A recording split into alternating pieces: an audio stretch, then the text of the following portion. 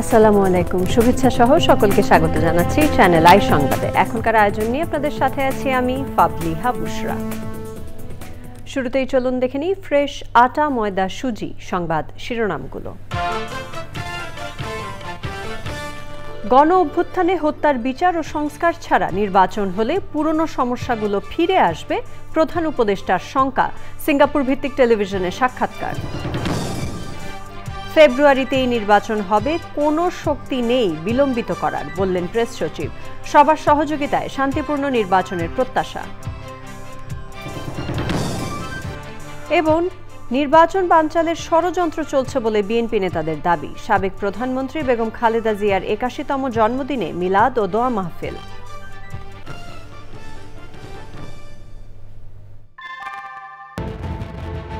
Primacy in build. German technology, Bangladesh's first Thermix rod, Salam Steel Thermax. সংবাদ শিরোনামগুলো জানাচ্ছিলাম। এখনকার এই সংবাদ আয়োজন একই সঙ্গে চ্যানেল আইয়ের ইউটিউব চ্যানেল এবং চ্যানেল আইয়ের ওটিটি প্ল্যাটফর্ম আই স্ক্রিনে লাইভ স্ট্রিম হচ্ছে। এবার জানাবো বিস্তারিত। প্রধান উপদেষ্টা ডক্টর মোহাম্মদ ইউনূস বলেছেন, গণ অভ্যুত্থানে হত্যাকাণ্ডের বিচার ও সংস্কার ছাড়া নির্বাচন হলে বাংলাদেশে পুরনো সমস্যাগুলো ফিরে আসবে। মালয়েশিয়ার কুয়ালালামপুরে সিঙ্গাপুর ভিত্তিক সিএনএ টেলিভিশনকে দেয়া সাক্ষাৎকারে তিনি বলেন, দায়িত্ব নেয়ার পর নির্ধারণ করা লক্ষ্যগুলোর কাছাকাছি পৌঁছেছে সরকার। চকর মালিথার রিপোর্ট। সাম্প্রতিক মালয়েশিয়া সফরে কুয়ালালামপুরে সিঙ্গাপুর ভিত্তিক চ্যানেল নিউজ এশিয়া সিএনএ টেলিভিশনকে সাক্ষাৎকার দেন অন্তর্বর্তী সরকারের প্রধান উপদেষ্টা প্রফেসর মোহাম্মদ ইউনূস। প্রধান উপদেষ্টা কথা বলেন গণ অভ্যুত্থানে হত্যাকাণ্ডের বিচার, সংস্কার ও নির্বাচন বিষয়ে। Just imagine if we started with election, we don't need reform, we don't need the trial, because election will end everything from our side. So everything will go into the hands of the people who are elected. Imagine you have the election without doing other two things. Then you go back to the same old problems. আগের সরকার দেশের অর্থনীতি ধ্বংস করেছিল জানিয়ে professor Yunus বলেন, দায়িত্ব নেওয়ার সময় যে দেশ তিনি পেয়েছিলেন তা ছিল রিক্টার স্কেলে ৯ মাত্রার ভূমিকম্পে ক্ষতিগ্রস্ত দেশের মতো। Destroyed the whole Bangladesh economy, Bangladesh society, ended up making Bangladesh, when we took over, is the responsibility of the government. চীন, ভারত, পাকিস্তানের সঙ্গে বাংলাদেশের সম্পর্ক নিয়েও কথা বলেন প্রধান উপদেষ্টা। We have a good relationship. Pakistan, China also would like to have good relationship with India. We never said we don't want to have good relationship. Simply saying what are the problems. We even keep on explaining that the economy of Bangladesh, such a wide scale economy we can build, because we can bring Nepal and Bhutan into this economic zone, and also the seven states of India could be within this economic zone, because we can share the same facility that we have through the Bay of Bengal. বঙ্গোপসাগর কেন্দ্রিক বৃহৎ অর্থনৈতিক সম্ভাবনার কথা সাক্ষাৎকারে তুলে ধরেন প্রধান উপদেষ্টা প্রফেসর মোহাম্মদ ইউনূস। চকর মালিথা, চ্যানেল আই, ঢাকা। প্রধান উপদেষ্টার প্রেস সচিব শফিকুল আলম বলেছেন, নির্বাচন ফেব্রুয়ারিতেই হবে, কোনো শক্তি নির্বাচনকে বিলম্বিত করতে পারবে না। শুক্রবার দুপুরে মাগুরা শহরের পারুন্দুয়ালিতে জুলাই গণ অভ্যুত্থানে শহীদ মেহেদী হাসান রাব্বি ও একই এলাকার আল আমিনের কবর জিয়ারত শেষে সাংবাদিকদের সাথে কথা বলেন তিনি। শফিকুল আলম বলেন, ইতোমধ্যে নির্বাচন পরিচালনার সাথে সম্পৃক্ত সব দপ্তর বিষয়টি নিয়ে কাজ করছে। সবাই একটি শান্তিপূর্ণ নির্বাচনের প্রত্যাশা করছে। সবার সহযোগিতায় তা সম্ভব হবে বলে মন্তব্য করেন শফিকুল আলম। আমাদের চিফ অ্যাডভাইজার বলেছেন, এবং আমাদের চিফ অ্যাডভাইজার বলার পরেই আপনারা দেখেছেন ইলেকশন কমিশনও বলেছেন, এটা আমাদের পুরো জাতি এটার জন্য প্রস্তুতি নিচ্ছে। আমাদের সরকারের যতগুলো অর্গান আছে ইলেকশনকে প্রিপারেশনে যারা কাজ করে, সবাই এটা নিয়ে এখন সবার পুরো দমে কাজ করছেন। ইলেকশন ফেব্রুয়ারিতে হবে, এই বিষয়ে কোনো সন্দেহ নাই। যারা সন্দেহ বীজ রোপণ করছেন তাদেরকে বলবো, আপনারা থামেন। ইলেকশন ফেব্রুয়ারিতে হবে, এখানে কোনো শক্তি নাই এটাকে এই নির্বাচনকে ডিলে করবে। নির্বাচন বানচালে নানা ফাঁদ পাতা হচ্ছে মন্তব্য করে বিএনপি নেতারা বলেছেন, ভোটের ফল গণনার আগ পর্যন্ত সংশয় রয়েছে। বিএনপি চেয়ারপারসন বেগম খালেদা জিয়ার জন্মদিনের আয়োজনে তারা আশা প্রকাশ করেন, দলের ভারপ্রাপ্ত চেয়ারম্যান তারেক রহমানের হাত ধরে দেশে আবারও গণতন্ত্রের সূচনা হবে। মইনুল হাসানের রিপোর্ট। বিএনপি চেয়ারপারসন সাবেক প্রধানমন্ত্রী বেগম খালেদা জিয়ার ৮১তম জন্মদিনে বিএনপির কেন্দ্রীয় কার্যালয়ে দোয়া ও মিলাদ মাহফিল। দোয়া মাহফিলে যোগ দেন বিএনপির সিনিয়র নেতারা। নেতাকর্মীদের মনে করিয়ে দেন গণতন্ত্র প্রতিষ্ঠায় বেগম জিয়ার আত্মত্যাগের কথা।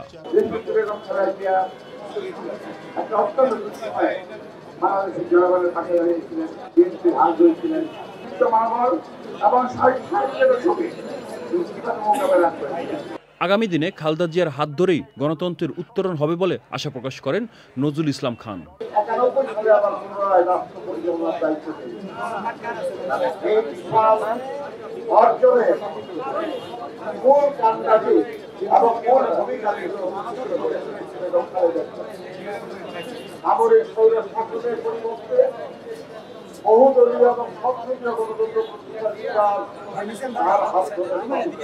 আর গয়েশ্বর চন্দ্র রায় বলেন, সুযোগ তৈরি হলেও গণতন্ত্র এখনো হাতের নাগালের বাহিরে।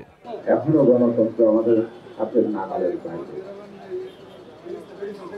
আমরা শুনি বিশ্বাস করতে চাই যে সরকার নির্বাচন হবে স্বৈরাচারের পতন। এই নির্বাচন সম্পন্ন হোক, ভোটের গণনা, ভোটের ফলাফল গণনার আগ পর্যন্ত জাতির কাছে একটা সংশয় আছে। ঐক্যবদ্ধভাবে সকল ষড়যন্ত্র মোকাবেলা করতে সবার প্রতি আহ্বান জানান বিএনপির নেতারা। Monirul Hasan, channel I, Dhaka. BNP chairperson Begum Khaleda জিয়ার ৮১তম জন্মদিনে দোয়া ও মিলাদ মাহফিল হয়েছে। বিকেলে গুলশানে বিএনপি চেয়ারপারসনের রাজনৈতিক কার্যালয়ে এই দোয়া ও মিলাদ মাহফিলে লন্ডন থেকে ভার্চুয়ালি অংশ নেন বিএনপির ভারপ্রাপ্ত চেয়ারম্যান তারেক রহমান। এ সময় বিএনপি ও অঙ্গ সহযোগী সংগঠনের নেতাকর্মীরা উপস্থিত ছিলেন। বেগম জিয়ার সুস্থতা ও দীর্ঘায়ু কামনার পাশাপাশি দেশের মঙ্গল কামনা করা হয়। এছাড়াও ৭১-এর মহান মুক্তিযুদ্ধ, ৯০-এর গণতান্ত্রিক আন্দোলন ও ২৪-এর গণ অভ্যুত্থানে শহীদদের আত্মার মাগফিরাত ও আহতদের সুস্থতা কামনা করা হয়। সাবেক প্রধানমন্ত্রী ও বিএনপি চেয়ারপারসন বেগম খালেদা জিয়ার ৮১তম জন্মদিনে শুভেচ্ছা জানিয়েছেন অন্তর্বর্তী সরকারের প্রধান উপদেষ্টা ডক্টর মোহাম্মদ ইউনূস। বিকেলে গুলশানে চেয়ারপারসনের বাসভবনে ফুল নিয়ে যান প্রধান উপদেষ্টার একান্ত সচিব সজীব এম খায়রুল ইসলাম ও প্রধান উপদেষ্টা অফিসের পরিচালক মোহাম্মদ নাজমুল ইসলাম। ফুলেল শুভেচ্ছা গ্রহণ করেন বিএনপি চেয়ারপারসনের একান্ত সচিব ও সাবেক সচিব ABM আব্দুস সাত্তার। এ সময় ছিলেন বিএনপির কেন্দ্রীয় কমিটির সদস্য বেলায়েত হোসেন ও বিএনপির মিডিয়া সেলের সদস্য শায়রুল কবির খান। ১৯৪৫ সালের ১৫ই অগস্ট দিনাজপুরে জন্মগ্রহণ করেন বিএনপি চেয়ারপারসন বেগম খালেদা জিয়া। দেশের প্রথম রাষ্ট্রপতি শেখ মুজিবুর রহমানের ৫০তম মৃত্যুবার্ষিকীতে ধানমন্ডি ৩২ নম্বর এলাকা জুড়ে ছিল বাড়তি নিরাপত্তা। কিছু মানুষ শ্রদ্ধা জানাতে এলেও শেষ পর্যন্ত তারা ফিরে যান। এর মাঝে কিছু অপ্রীতিকর ঘটনা ঘটলে ৬ জনকে আটক করেছে পুলিশ। ইফতেখার উদ্দিনের রিপোর্ট। বৃহস্পতিবার সন্ধ্যা থেকে রাজধানীর ধানমন্ডি ৩২ নম্বর এলাকা ও আশেপাশে অবস্থান নেন বিভিন্ন দলের ব্যক্তিরা। বিএনপির স্লোগান দিয়ে বিক্ষোভ মিছিল করেন অনেকে। উৎসুক জনতাও তাদের সঙ্গে যোগ দেন। রাত ১২টার দিকে ৩২ নম্বরের সামনের রাস্তায় ককটেল বিস্ফোরণ ঘটে। সে সময় কয়েকজনকে আটক করে পুলিশ। যে বিভিন্ন সন্দেহে আর কি, কেউ বা মোবাইল টোর, ছিনতাইকারী অথবা নিষিদ্ধ ঘোষিত সংগঠনের সদস্য, এইরকম সন্দেহ করে ৫ জনকে আটক করা হয়েছিল। শুক্রবার ভোর থেকে আইন শৃঙ্খলা রক্ষাকারী বাহিনী ছিল সতর্ক অবস্থানে। বন্ধ করে দেয়া হয় ৩২ নম্বর সড়ক। সকাল ১০টার দিকে দুজন নারী শ্রদ্ধা জানাতে এলে তাদের উপর চড়াও হন কয়েকজন। পরে পুলিশের সহায়তায় তারা স্থান ত্যাগ করেন। দুপুর ১২টার দিকে ঝিনাইদহ থেকে এক রিকশা চালক শ্রদ্ধা নিবেদন করতে এলে মারধরের শিকার হন। পরে তাকে পুলিশ নিয়ে যায়। ধানমন্ডি ৩২ নম্বরের এই বাড়িটিতে ২ বছর আগেও ১৫ই আগস্টের কর্মসূচিকে ঘিরে থাকত লোকে লোকারণ্য। ছাত্র জনতার অভ্যুত্থানের পর পাল্টে যায় ধানমন্ডি ৩২ নম্বরের চিত্র। গতকাল থেকে সামাজিক যোগাযোগ মাধ্যমে আওয়ামী লীগ তাদের কর্মসূচি ঘোষণা করলেও আজ পর্যন্ত কাউকে দেখা যায়নি। ধানমন্ডি ৩২ নম্বর থেকে ইফতেখার উদ্দিন, চ্যানেল আই, ঢাকা। প্রিয় দর্শক, আপনারা দেখছেন চ্যানেল আই সংবাদ। সময় হয়ে গেল একটি বিরতি নেবার। বিরতির পর সাথে থাকার জন্য ধন্যবাদ সবাইকে। ফিরে এলাম আমিন জুয়েলার্স আন্তর্জাতিক সংবাদ নিয়ে।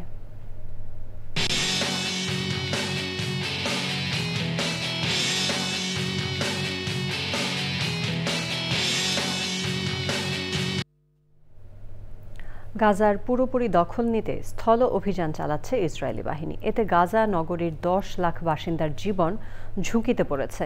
ইতোমধ্যে গাজা নগরীর পূর্বাঞ্চল থেকে বাসিন্দারা বাড়িঘর ছাড়তে শুরু করেছেন। গাজার তাল আল হাওয়ার দক্ষিণাঞ্চল দিয়ে ট্যাঙ্ক মূল সীমানায় ঢুকে পড়েছে। তবে সংঘাত অবসানে ইসরায়েলের ওপর নতুন করে আন্তর্জাতিক চাপ বেড়েছে। গাজায় বিমান থেকে ত্রাণ সীমিত আকারে সরবরাহ করা হচ্ছে। বিশেষজ্ঞরা বলছেন, ইসরায়েল গাজায় মানবিক সাহায্যকে অস্ত্র হিসেবে ব্যবহার করে মানুষ হত্যা করছে। গাজার স্বাস্থ্য কর্তৃপক্ষ জানিয়েছে, বৃহস্পতিবার রাত থেকে ইসরায়েলি হামলায় 54 জন নিহত এবং 831 জন আহত হয়েছেন। এর মধ্যে ত্রাণ সহায়তা নিতে গিয়ে 22 জন নিহত হন। এবার জানাবো কৃষি সংবাদ।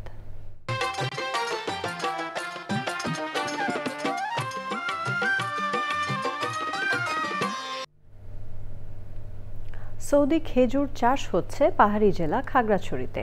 বাণিজ্যিকভাবে চাষ করে তাক লাগিয়ে দিয়েছেন কৃষক নূর আলম। চলতি বছর অন্তত 5 লাখ টাকার খেজুর বিক্রি করার স্বপ্ন দেখছেন তিনি। এবার জানাবো প্রকৃতি সংবাদ।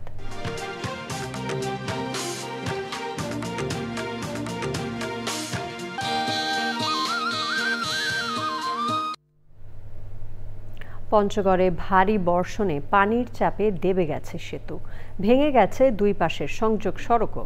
যোগাযোগ বিচ্ছিন্ন হয়ে পড়েছেন 2 ইউনিয়নের 10,000 মানুষ। ক্ষতিগ্রস্ত হয়েছে দোকানপাট। সড়কটির রক্ষণাবেক্ষণের অভাব ও অব্যবস্থাপনায় এলজিইডির গাফিলতিকে দুষছেন স্থানীয়রা। দ্রুত সমস্যা সমাধানের আশ্বাস দিয়েছে এলজিইডি। এক্সিম ব্যাংক বাণিজ্য সংবাদ।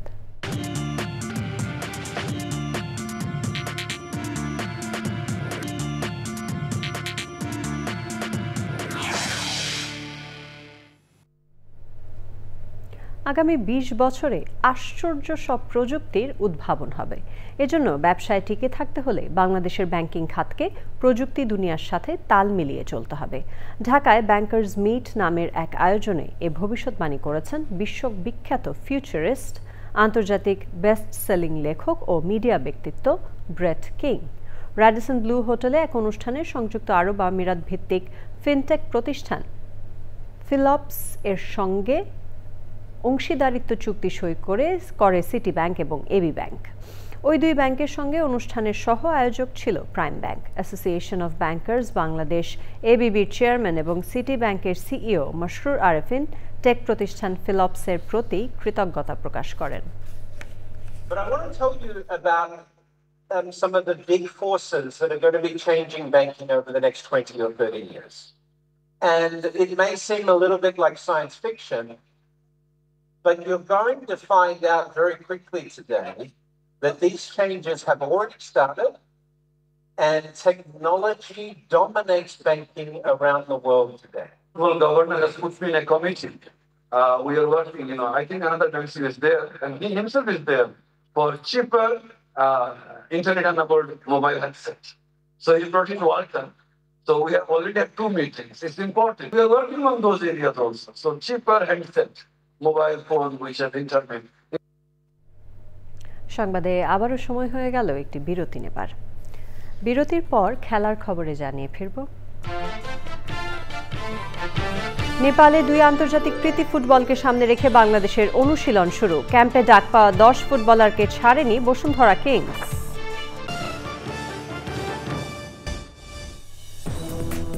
বিরতির পর আবারও আমন্ত্রণ চ্যানেল আই সংবাদে।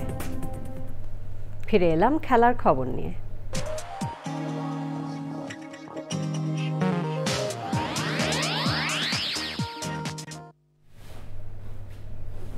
নেপালে আন্তর্জাতিক প্রীতি ম্যাচের জন্য বাংলাদেশ দলের মাঠের প্রস্তুতি শুরু হয়েছে। বসুন্ধরা কিংস তাদের 10 ফুটবলারকে না ছাড়ায় প্রাথমিক স্কোয়াডের 24 জনের মধ্যে 12 জন নিয়ে জাতীয় ফুটবল স্টেডিয়ামে ক্লোজ ডোর অনুশীলন করেছেন হেড কোচ হ্যাভিয়ার কাব্রেরা। 2 প্রীতি ম্যাচের জন্য হামজাকে পাওয়ার আশা এখনও ছাড়েনি বাফুফে। আদিল আহমেদ শানের রিপোর্ট। দুদিন আগে ক্যাম্প শুরু হলেও মাঠের প্রস্তুতির দিন জানা গেল জাতীয় দলের প্রাথমিক ক্যাম্পে থাকা তপু, সাদ, তারেক কাজী, সোহেল রানা সহ 10 ফুটবলারকে ছাড়বে না বসুন্ধরা কিংস। চিঠি দিয়ে বাফুফেকে এ সিদ্ধান্ত জানিয়েছে দেশের শীর্ষ ক্লাবটি। কিংস ফুটবলাররা না এলেও নেপালে 2 প্রীতি ম্যাচ সামনে রেখে প্রথমবারের মতো অনুশীলনে জামাল ভুইয়া, কাজেম শাহ, মিতুল মার্মা সহ 12 ফুটবলার। বসুন্ধরার ফুটবলারদের না পেয়ে ক্ষুব্ধ হেড কোচ হাভিয়ের ক্যাব্রেরা অনুশীলন সেরেছে ক্লোজ ডোরে। দুপুরবেলায় আমরা চিঠিটা পেয়েছি, তো চিঠিটা পাওয়ার পর আমাদের যে প্ল্যানিংটা ছিল নিঃসন্দেহে এই প্ল্যানিংটা চেঞ্জ হয়ে গিয়েছে। এখন আমাদের বোর্ড এটা সিদ্ধান্ত নেবে কি করবে, নেক্সট পদক্ষেপটা কি হবে। আমরা যেটুকু জেনেছি যে তাদের প্লেয়ার কিছু ইনজুরি হয়েছিল লাস্ট সময়, তো সেসব নিয়ে ওনার আছে, এটা হয়তো ওনার পুরো ব্যাখ্যাটা ওনারাই দিবে। জাতীয় দলের কোচিং স্টাফে যুক্ত হয়েছেন 2 বিদেশি। গোলকিপার কোচ জোসেফ ছাড়াও এসছেন ফিটনেস ট্রেনার। ওদিকে নেপাল ম্যাচের জন্য ইংলিশ ক্লাব লেস্টার সিটিতে থাকা হামজাকে পাওয়ার আশা ছাড়েনি বাফুফে। হামজা একজন আর ইসা, এই দুজনেই এখন পর্যন্ত আসেনি। জামাল তো ট্রেনিং করছে অলরেডি। 6 ও 9 সেপ্টেম্বর নেপালের 10 স্টেডিয়ামে স্বাগতিকদের সঙ্গে ফিফা ফ্রেন্ডলি ম্যাচ খেলবে বাংলাদেশ ফুটবল দল। আদিল আহমেদ শান, চ্যানেল আই, ঢাকা। এরই সাথে আয়োজনের শেষ পর্যায়ে আমরা, তবে যাবার আগে ফ্রেশ আটা, ময়দা, সুজি সংবাদ শিরোনামগুলো জানিয়ে দিচ্ছি আরও একবার। বিচার ও সংস্কার ছাড়া নির্বাচন হলে পুরনো সমস্যাগুলো ফিরে আসবে, প্রধান উপদেষ্টার শঙ্কা। সিঙ্গাপুর ভিত্তিক টেলিভিশনে সাক্ষাৎকার। ফেব্রুয়ারিতেই নির্বাচন হবে, কোনো শক্তি নেই বিলম্বিত করার, বললেন প্রেস সচিব। সবার সহযোগিতায় শান্তিপূর্ণ নির্বাচনের প্রত্যাশা। এবং নির্বাচন বানচালের ষড়যন্ত্র চলছে বলে বিএনপি নেতাদের দাবি। সাবেক প্রধানমন্ত্রী বেগম খালেদা জিয়ার 81তম জন্মদিনে মিলাদ ও দোয়া মাহফিল।